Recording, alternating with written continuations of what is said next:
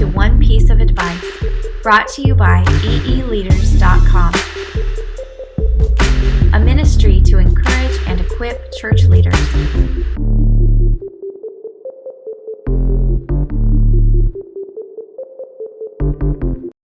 Hey, this is Peyton Jones from Oceanside, California. My one piece of advice is to get a team around you.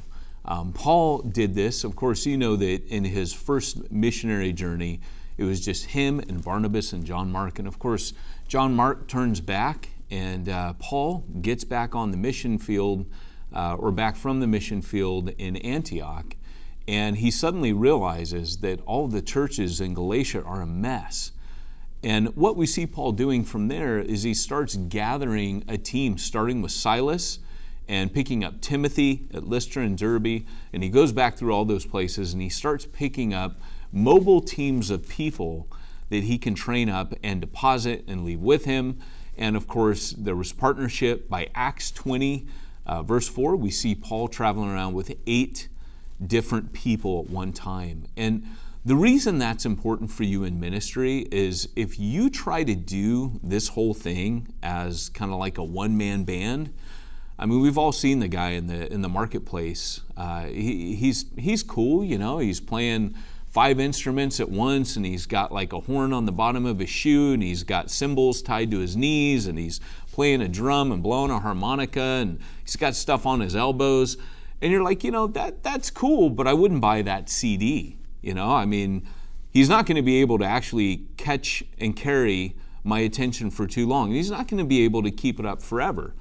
Trying to do ministry on your own is not only unbiblical in that Jesus only sent people out 2 by 2, but also it's just impossible. So I would say if you're going to do anything, get a good team around you.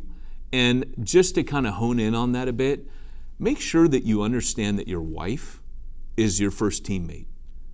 Don't look at some other dude and think, that's my teammate, that's my Barnabas, that's my Silas. If you're married, and I say this because I've seen guys at 10, 20, 30 years down the line, or when they're nearing retirement, look back and realize that they treated their wife like the invisible woman. And really, to be honest, she is your number one church planning or ministry partner, and you should honor her in that.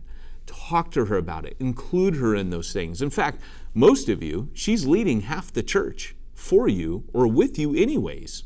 So make sure you build a team. Build a team not just of Timothys, people who look up to you, who kiss your butt, who respect you, that you're mentoring. Also build a team of Barnabases, people that are your equals. And if you're threatened by them because they are your equals, well, that's more about you. And I would give you really a challenge to say, look into that and ask the Lord, why am I challenged by people that are my equals? So build a team of people that can challenge you back, can build into and pour into you and keep you accountable. That's the team leadership that Jesus set up by establishing a team ministry of 12 to start with. And when Paul reached maturity in his ministry, that's what we see him doing until he finally has 32 different people. And if you want to read more about that, you can check out my book, Church Zero, which is a team approach to ministry.